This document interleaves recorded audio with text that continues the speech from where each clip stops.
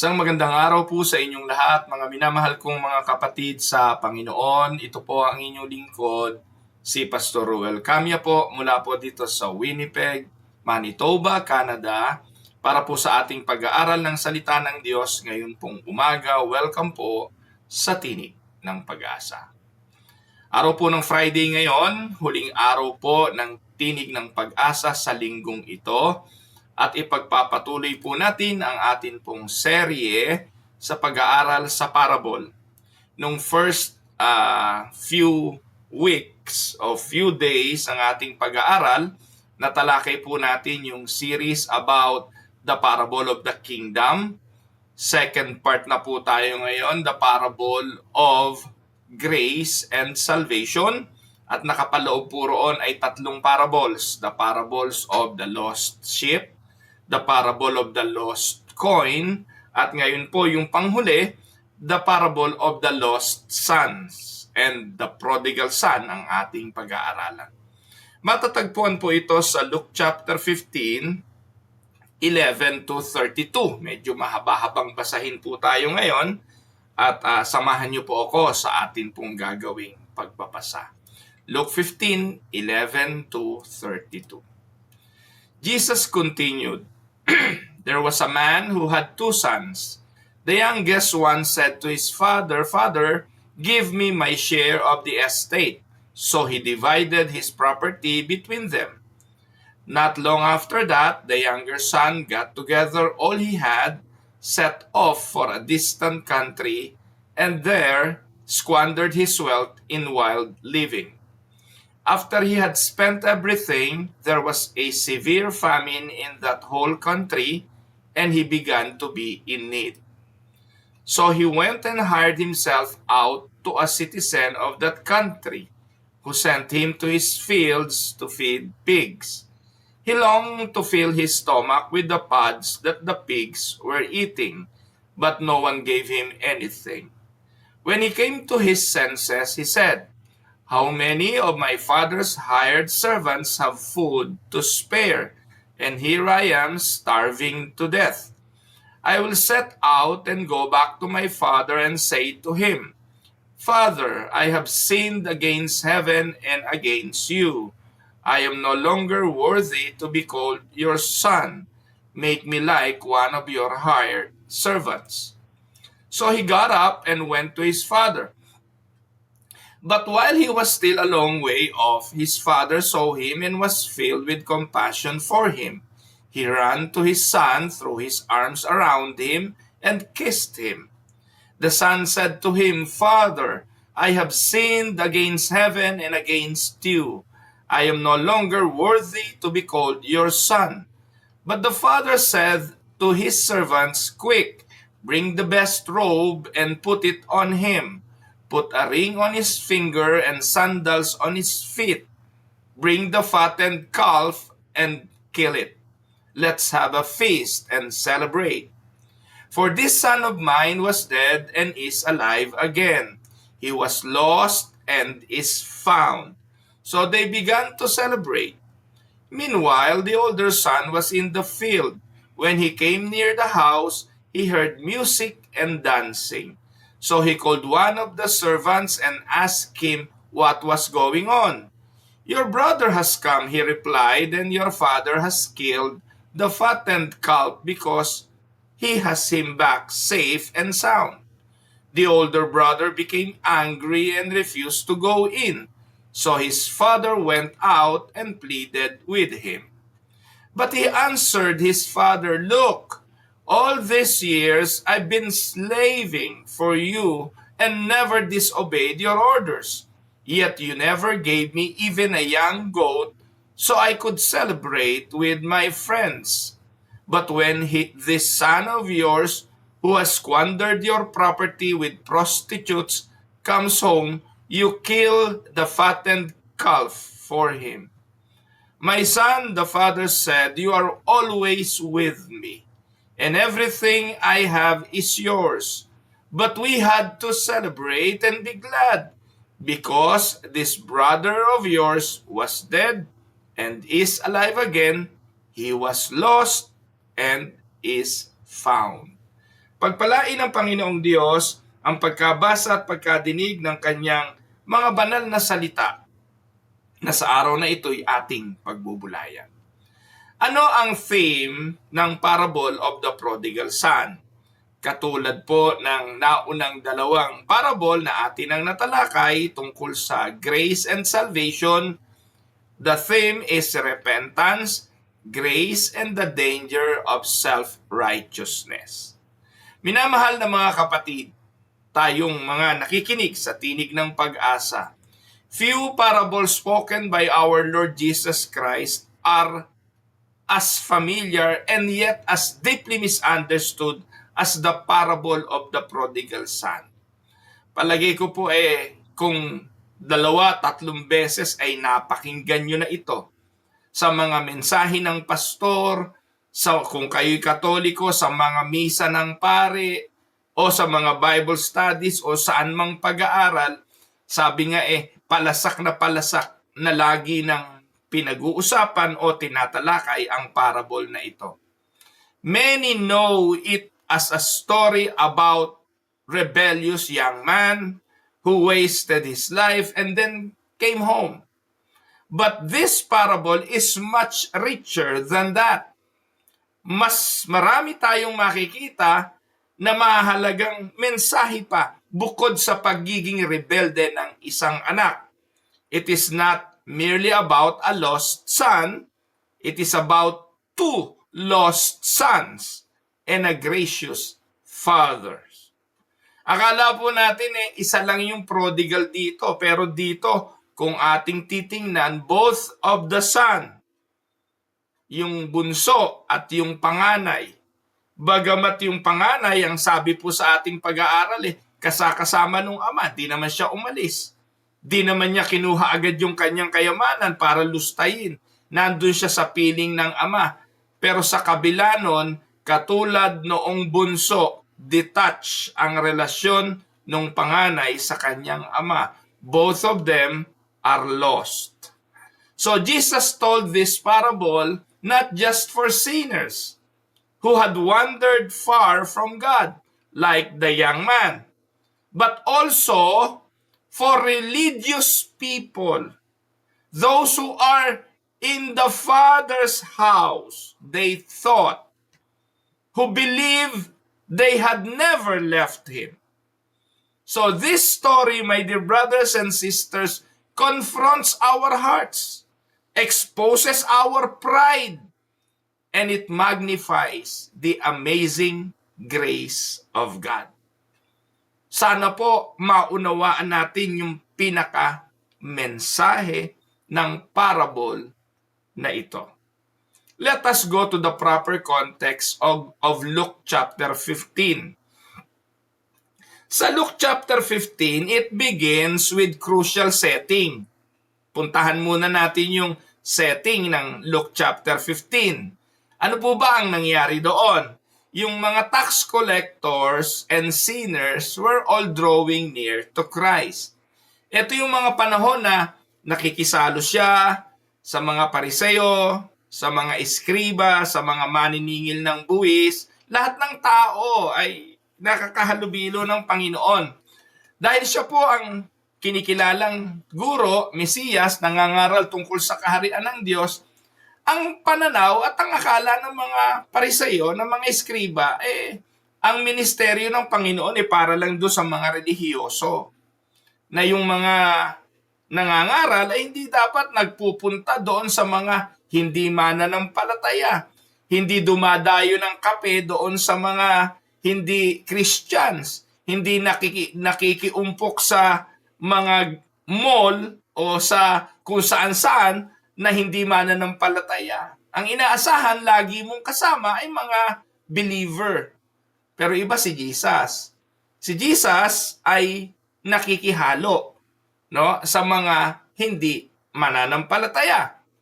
So yung mga pariseo at ang mga eskriba grumbled. Nagbulong-bulungan, and they are saying, this man receives sinners and he eats with them. Sa Luke 15:1 and 2, yan ang una nating makikita.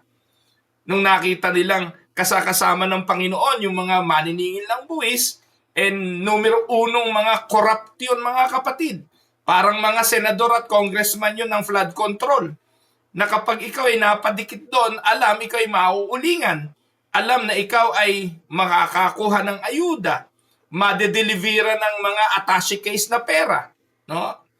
So, ito po yung sitwasyon, mga kapatid. Kaya inaasahan nila ng mga tao na si Jesus kapag nakihalo, ganun din yan, corrupt din yan.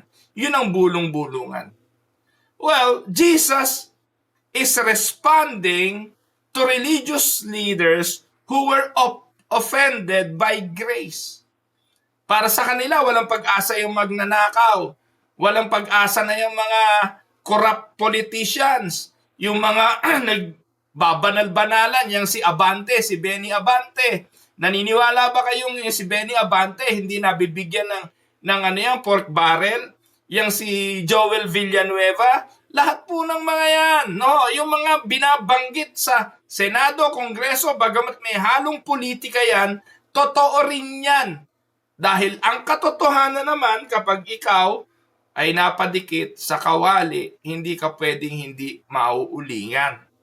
Subalit, si Jesus ay iba. Ang ating Panginoon ay iba.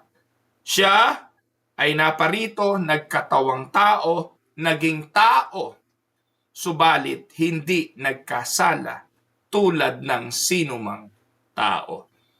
Kaya, nang narinig ng Panginoon ang bulong-bulungan, Jesus responded with 3 parables. Una, He shared to them the parable of the lost sheep, the lost coin, and today, the lost son. Isa lang naman halos ang pakahulugan ng Panginoon dito sa 3 parable na ito. Ipinakikita bakit naparito ang anak ng tao para hanapin at iligtas ang nawala. These 3 parables, each of them reveals God's heart towards sinners. And it also exposes the hardness of self-righteous hearts. So the prodigal son is now the climax. It brings the issue home. Kumbaga yung unang 2 parable, the lost sheep, the lost coin, identical naman halos yon ang paliwanag, pero the lost son is the culmination. Kumbaga ito na yung ending ng kwentong ating pinapanood. So let us go and dig deeper. Pag-aralan po natin ang mga talata ayon sa pahayag ng Panginoong Hesukristo. Ipinakilala sa atin una ang younger son. Sino ang younger son? Sa pamamagitan ng bunsong anak, ipinakikita ang lalim ng kasalanan ng isang tao. To the younger son, we can see the depth of human sin. Look at the verses.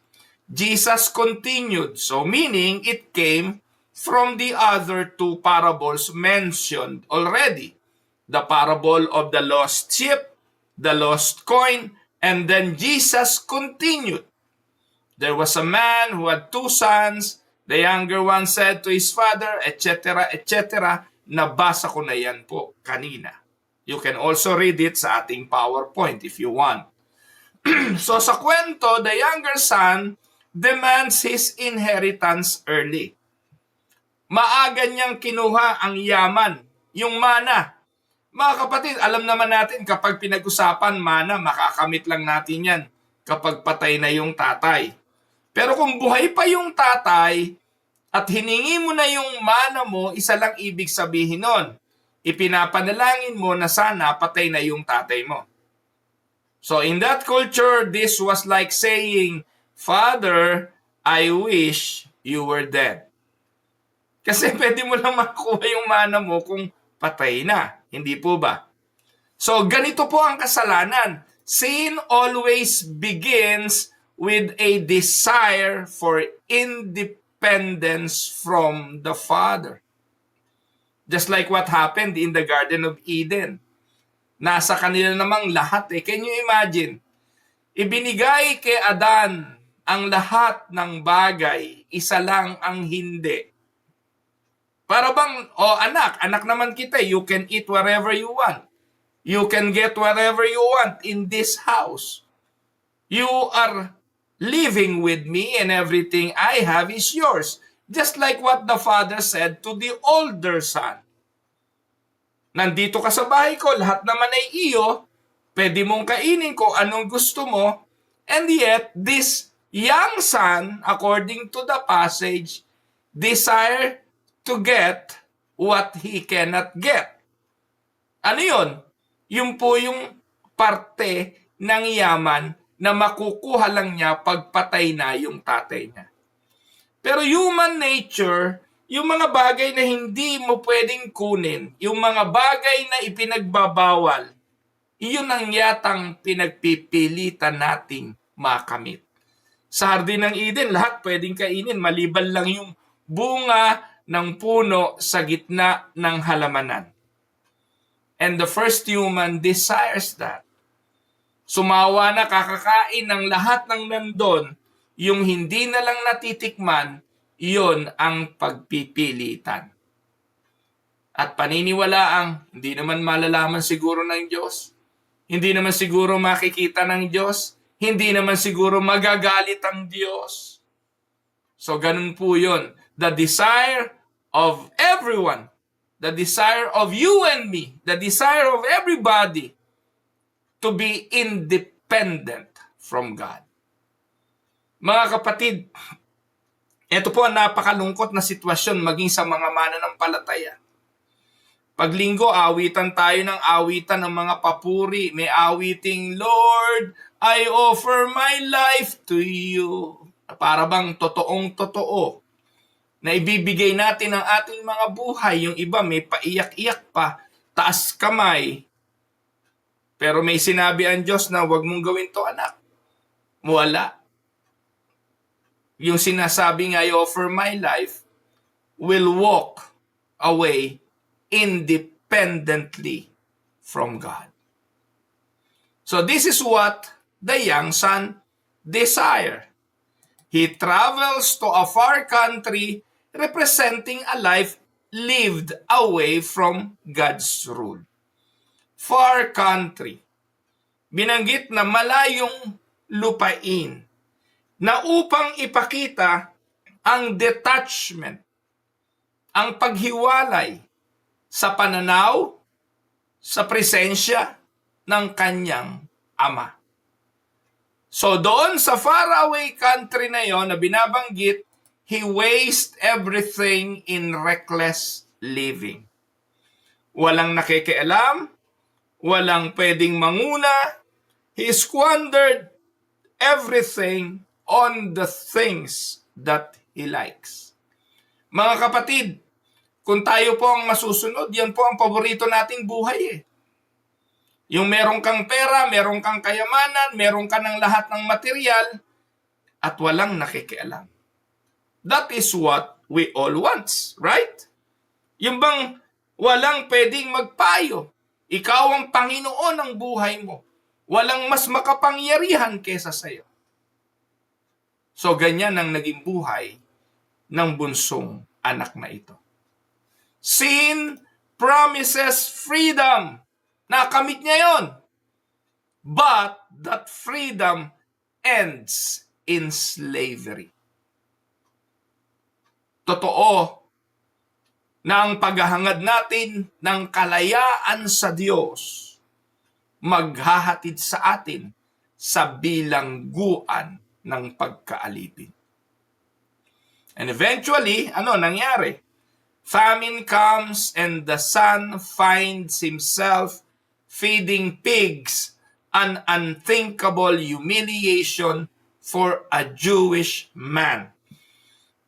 Ang mga Hudyo hindi kumakain ng baboy, pinakamaruming hayop ang baboy, pero sa pagkakataong ito, baboy ang naging alaga ng taong ito. God put him in that situation to allow him to experience the most unthinkable humiliation.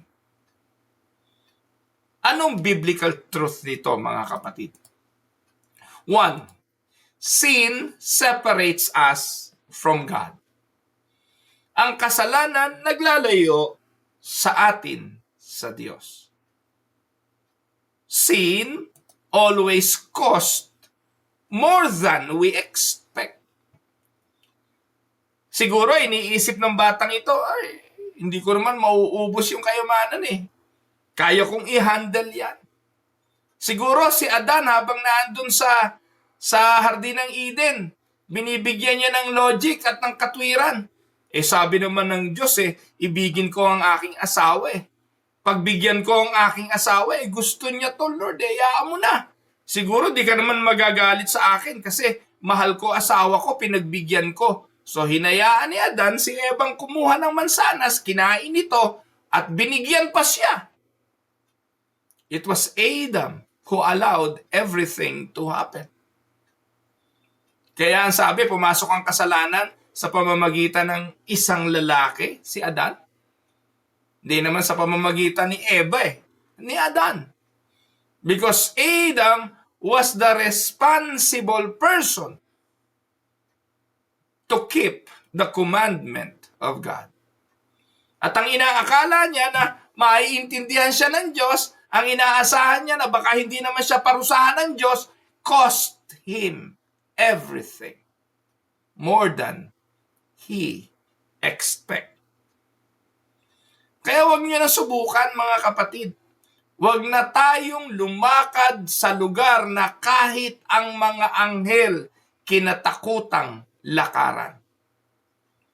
Pero lagi yung kaway ng kasalanan, subok lang naman Tikim lang naman Di ba may kanta nga na nagsimula sa patikim-tikim, kalaunan nauwi sa pagiging adik.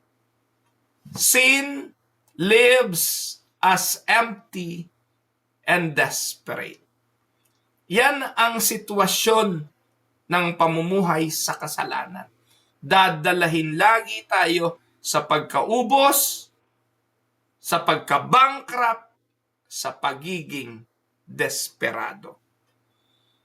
And my dear brothers and sisters, if you are in that situation right now, do not forget, you have a heavenly Father.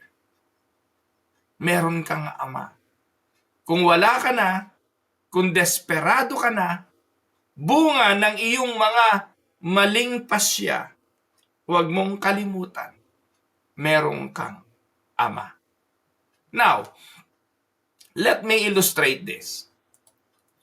Sin is like spending money on credit. You enjoy it now, but the bill always comes later with interest. Ang kasalanan, katulad ng credit card, pauutangin ka naman ng pauutangin Enjoy now, pay later. So, that is the younger son. Now, nanatili ba ang younger son sa ganung sitwasyon? Ang ating kwento ay nagpatuloy at sa Luke 15:17 to 20, ito ang magandang pangyayari. The younger son repent. And let us look at his repentance. This is a clear picture of true repentance. Yung tunay na pagsisisi, makikita po natin sa larawan na ating pinag-aaralan ngayon. Luke 15:17 to 20, he came to his senses. This is very important. Sa kanyang pagbalik ng, ng senses, naisip niya, sa bahay ng tatay ko, ang daming katulong Maraming pagkaing sobra. Samantalang ako rito, matinding gutom ang aking dinadanas. I will set out and go back to my father and say to him, Father, I have sinned. Verse 17, mga kapatid, is the turning point. He came to himself. He came to his senses. And this is repentance. Ano po ba ibig sabihin ng repentance? Repentance is turning back from sin. Repentance is not just feeling bad. It is a change of mind, coming to a sense, going back to himself, coming to his senses. A change of mind that leads to a change of direction. Dito, he admits his sin. Ano sabi niya? I have sinned against heaven. Nagkasala ako sa langit. At hindi natapos doon. And before you. I am no longer worthy to be called your sons. Make me like your hired servants. He does not make excuses. Hindi katulad doon sa Hardin ng Eden. Nung kinonfront na ng ama si Adan, sa halip na aminin ang ginawang kasalanan, sa halip na magsisi, nagturo. Sinisi yung asawa na kanina siguro iniisip niya kaya niya pagbibigyan dahil mahal niya. Kaya niya pagbibigyan kumain dahil responsibility niya mag-provide kahit masama. But this time, nung kinain na ng kanyang asawa, nag-away na sila, nagsisihan na. But here, we can see a great picture of repentance. This prodigal son, the young man, does not make excuses. He does not blame others. He does not demand restoration. Hindi na ako dapat ituring na anak. Huwag mo na akong ituring na anak. Gawin mo na lang akong isa sa iyong alipin. He asked only for mercy. That is a clear and beautiful picture of repentance. Ang nagsisisi, hindi mayabang na siya pa ang magde-demand na ibalik ang kanyang status. Ang tunay na nagsisisi, habag ang hihingiin. Naaalala niyo po ba yung nakapako sa krus na kasama ni Kristo? Ang sabi niya, tama lang na nakapako tayo rito, sabi niya ro sa kanyang kasama. Pero si Jesus wala yung kasalanan. Hindi siya nagkasala. Tayo makasalanan. And then he goes to Jesus and said, Lord, remember me when you are at your kingdom. Pointing to Jesus as king because he has a kingdom. And what did he ask? He just asked for remembrance. Remember me. He asked only for mercy. Now, let us go for some biblical example. Ginamit ko na po yung man on the cross. But if there is one person na gustong-gusto ko when it comes to this, walang iba kundi si David. When confronted by Nathan, you are the man. King David in Psalms 51 did not justify himself. He cried out. Anong panagoy ni David? I have sinned against you, you only. Meaning, true repentance always begins with humility before God. Nagkasala ako sa iyo at sa iyo lang. That is repentance. Now, alis tayo dun sa bunso, alis tayo dun sa lakwatserong anak, alis tayo dun sa bunso na yan, puntahan natin ang ama. Let us go to the father. And we can see the extravagant grace of the father. Luke 15:20 to 24. So he got up, again, yung anak yan, and he went to his father. But while he was still a long way off, his father saw him and was filled with compassion for him. He ran to his son, threw his arms around him, and kissed him. Sabi ng Bible, while the son is still far off, the father runs to him. Mga kapatid, in ancient culture, respected men did not run. Yung mga respetadong lalaki, hindi yan tumatakbo. Naghihintay lang yan. But grace breaks dignity for the sake of love. Anong ginawa ng tatay? Makikita natin sa kwento, the father embraces him, restores him with the robe, ring, and sandals, and celebrates him with a feast. Mga kapatid, this is not earned grace, it is undeserved mercy. Walang ginawa yung anak na ito para makamit ang mga biyayang iyan. Yan ay habag. Habag ng Ama. Amen? Kaya sa Reformed insight, the Son did not restore himself.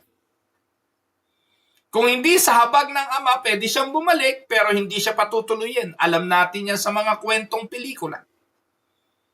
May anak na nagsisisi, pero matigas ang puso ng Ama, lumayo ka, lumayas ka, tampalasang.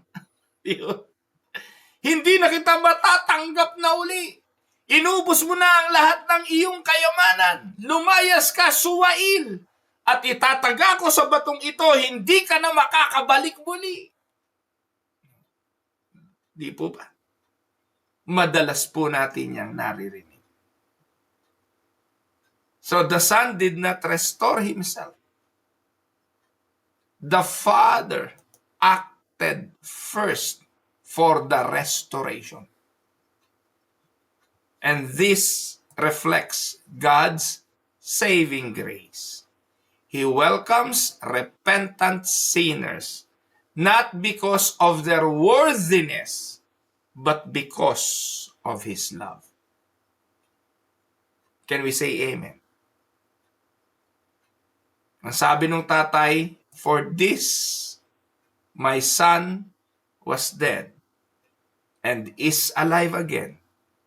He was lost and is found. Natagpuan, nawala at natagpuan. Just like the parable of the lost sheep and the lost coin. Amen? Kaya hindi pwedeng ihiwalay. Inilatag muna yung dalawang parable para ipakita ang pag-ibig, biyaya ng Diyos na siya lagi ang naghahanap, siya lagi ang nag-i-initiate ng restoration. Now, puntahan natin yung isa pang anak. The older prodigal son. The danger of self-righteousness is the thing that we can see from this man. Luke 15:25 to 30. Meanwhile, the older son was in the field. Nagtatrabaho. Kapiling ng ama yan, ginagawa yung kanyang regular na trabaho. And when he came near, pauwi na ng bahay, he heard music and dancing. So he called one of the servants and asked him, What was going on? Your brother has come, he replied, and your father has killed the fattened calf. The older brother became angry and refused to go in. So look at that. So the older son stayed home. Hindi humingi ng kanyang parte. Nanatili siya sa bahay ng kanyang tatay. He was in the field, he worked hard. Hindi niya iniwanan ng kanyang tatay, he obeyed. Yet, when the father shown his grace to the younger brother, he is angry. Now, anong ipinapakita rito mga kapatid? The older brother reveals his heart. Sa kanya, ang pagsunod sa tatay, ang pananatili sa bahay ng kanyang tatay, ang pagtatrabaho para sa kanyang tatay, ay hindi pagmamahal. Ito'y pagsunod pero pagkaalipin. He sees obedience as slavery. Hindi niya pala ginagawa ito bunga ng pagmamahal. Hindi pala niya ginagawa ito bunga ng kanyang pagsamba. Hindi niya pala ginagawa ito bilang tapat na pag-ibig. At ganyan karami ang tao sa loob ng simbahan ngayon. Linggo-linggo nandun. Linggo-linggo hallelujah. Linggo-linggo taas ang kamay. Linggo-linggo nag-uumiyak kasama ng tatay. And yet, ang puso punong-puno ng sama ng loob. At ano ang kanyang puso? He sees blessings as something God owes him. And he sees brother as unworthy. And this is the sin of the Pharisees and the sin of many church-goers. Amen mga kapatid. Huwag niyong kakalimutan, inilatag ko na kanina ang simula ng Luke chapter 15, pagtugon ng Panginoon sa mga Pariseyo, sa mga nag-aakala na palibasa, malapit sila sa Diyos, relihiyoso sila, ginagawa nila ang pag-aayuno, ang pag-iikapo, katulad ng Pariseyo na umakyat sa templo para manalangin sa Luke chapter 18. Inire-reveal ng Panginoon dito ang puso ng marami. Kaya nung nakita siyang kahalubilo ng mga maniningil ng buwis, galit na galit ang panganay na anak. Nagbubulong-bulungan ang panganay na anak. Referring to whom? The Pharisees and the scribes. Biblical warning. Self-righteousness is just as deadly as rebellion. Ngayon, sino ang rebelde sa dalawa? Ang sagot, pareho. Kaya yung dalawang anak na yan, both of them are lost. Amen? So, one son was lost in sin, but the other son was lost in pride. Amen? Now, let us again go back to the heart of the Father and see the Father's final plea. It is on verse 31 and 32. My son, the Father said, you are always with me, and everything I have is yours. But we had to celebrate and be glad because this brother of yours was dead and is alive again. He was lost and is found. The father gently reminds the older son, all that is mine is yours. But it was fitting to celebrate. Mga minamahal kong mga kapatid, the parable ends without telling us whether the older son enters the feast. Take note, hindi siya pumasok. Natapos ang parable, hindi natin alam kung pumasok ba ito at naintindihan ang mensahe ng kanyang ama. Listen to me, my dear brother, my brothers and sisters. Maybe you are listening right now to the message of the Father. Are you going to enter or remain outside the door of the celebration? Ang tanong, bakit? Bakit hindi natin tiyak, hindi siniguro ng parable kung ang panganay na anak ay pumasok sa feast?